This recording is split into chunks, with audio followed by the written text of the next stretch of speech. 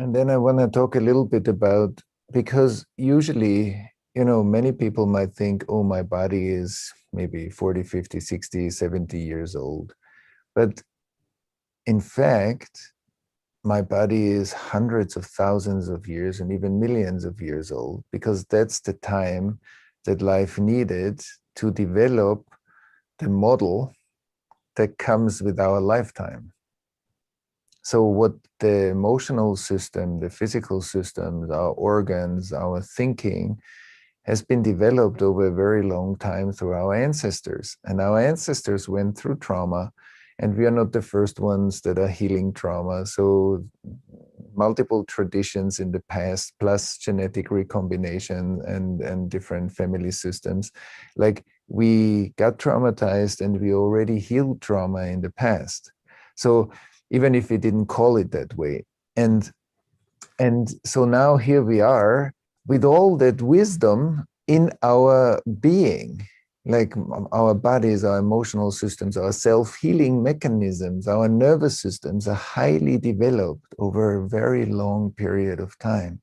And we have access to that wisdom because we are not the first ones living, and we're not the first ones hitting relationship difficulties. So there are the resources that come through the ancestral stream to us. And then, of course, like if my parents or my grandparents or my great-grandparents were traumatized, and that trauma kind of jumps generations, and those tendencies, we call them tendencies because I didn't experience the trauma of my grandmother going through the Second World War. But I might feel the after effects of the stress or my grandfather's trauma in the Second World War. I might feel the stress or maybe the anxiety or maybe other aspects in my own experience. And so the ancestral transmission of trauma is very important too, because we grew up in a family system that had already tendencies. That wasn't a white sheet of paper. That had already many tendencies and imprints that we grew up in, as well as our society around us, our teachers and different circles of society.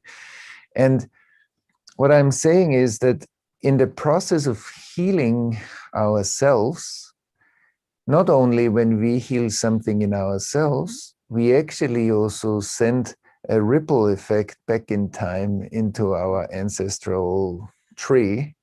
But we also sometimes try to deny, no, I don't want to look back and examine our ancestors and like my grandparents and great-grandparents' lives, because I think it's too much for me and I'm just looking forward. But everything that I deny in my past, it's only the past because it's split off. Otherwise, it would be integrated life here. Every time we integrate trauma, it becomes learning. Every time we leave trauma unexamined, we actually carry that past with us. And of course, the examination and the integration process needs to be appropriate. But denying the past just keeps it living. It doesn't disappear on its own. It needs us. That's why that's also part of our purpose. Our life purpose is not only our career and where we are going to and how creative we are. Our life purpose is also integrating the legacy that has been handed off to us. So what our ancestors didn't take care of is now in our hands. And we are walking with that, and we can either pass it on as well, or we can say, okay, that's part of my life and that's part of my life purpose, and I'm going to be the one that is going to look.